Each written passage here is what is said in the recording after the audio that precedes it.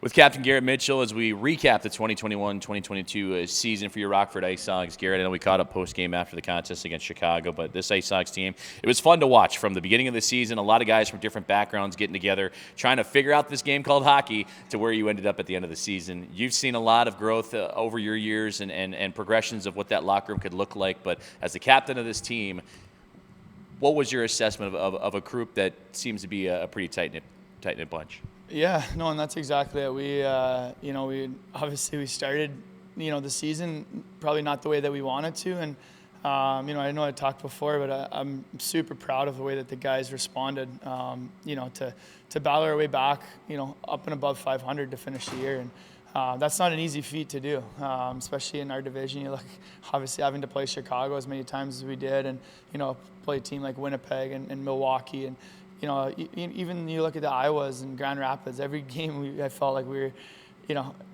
were battling. It was a hard-fought game. So, like I said, I'm proud of the way that the guys responded, got ourselves back over 500. And, I think if you look at it as a whole, it's a, very successful season, even though we're not standing here, as Calder Cup, champions. So we're happy with the way that I think it turned out. Where do you think the biggest growth was made for this team, and when do you think it happened? Because again, coming from different backgrounds, the season wasn't the start you wanted. A lot of changes being made both on and off the ice in the organization too. There's a lot there that you could say like, okay, well, it's just hard. We were fighting uphill to start, but it seemed like this team was able to shake it off pretty quickly. Why was that? Yeah, what I think you look at.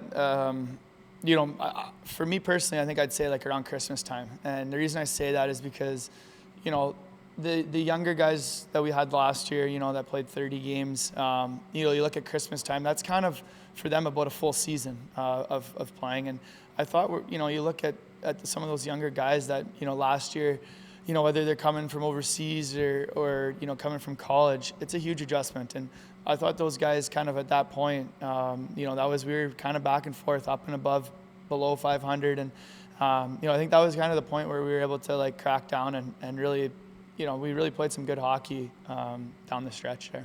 Yeah, and you had to play a lot of hockey too. I'd imagine for a lot of these younger guys, that was an eye-opening experience. 15 games in the month of April alone, the rescheduled contest from around that Christmas time to the end of the season.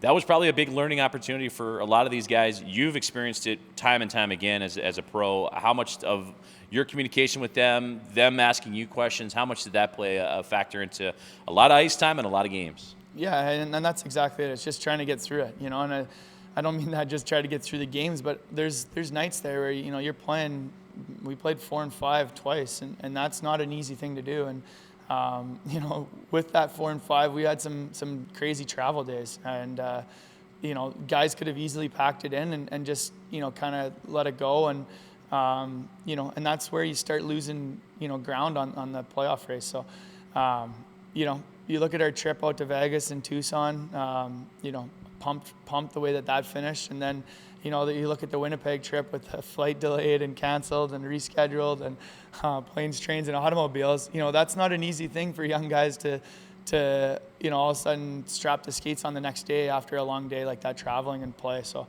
and play back to back. So anyways, long story short, I'm proud of the guys, the way that we overcame the adversity. And, I think it's an exciting thing for these guys to come back next year. And, I'm hoping that there's a few guys that are up top and playing with Chicago. And, I think for myself, looking back on that, that's a job well done for those guys to move on.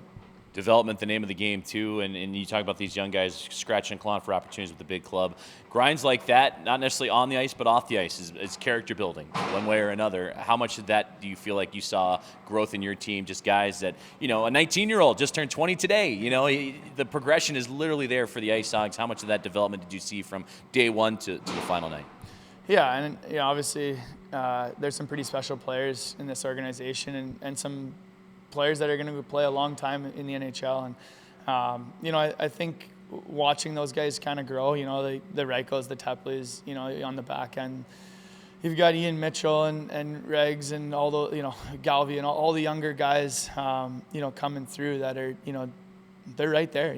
I don't know exactly how many guys we had up and down this year, but, we had a pretty big number, especially on the back end. I think most of the guys got a look this year. So, That's all you as a player. That's all you can ask for is an opportunity to play up top, and hopefully when they're up there, they're able to do enough, to stick. And like I said, I think there's a few guys that are not that far away from playing a long time in the NHL. Now looking forward for you, Mr. Mitchell. You've already signed. We announced your extension during the regular season here towards the tail end. Coming back next year, your mindset going into a brand new year where that captaincy is going to be bright and shiny once again for a lot of returning players, but also there's going to be some new guys mixed in also. Yeah, no, and for me, it's just, I'm kind of at the point now where it's, I understand how my summers, kind of have to be laid out, and, working out and kind of just taking care of my body. I'm not old, but I'm not getting any younger. So, I guess in that dressing room, I'm very old. But, it's good. I've kind of approached most of my summers the same way, as just, kind of being around and always kind of being there for the guys that they need me through the summer. And then in terms of skating and working out, I've, go back to Hershey, and Bruce Boudreau's got a junior team, so I've been skating with his junior team in the summer a little bit. And so, yeah, it's been a great spot for us in Hershey, so we're excited to get back. And I imagine the little one's excited to have daddy home a lot longer now here in the summer. You mentioned going back to Hershey. Any special plans for you and the family this summer, or is it just, home base for a little while? Yeah, you know what, actually, we've Liam O'Brien, one of my former teammates, is getting married over in Prague.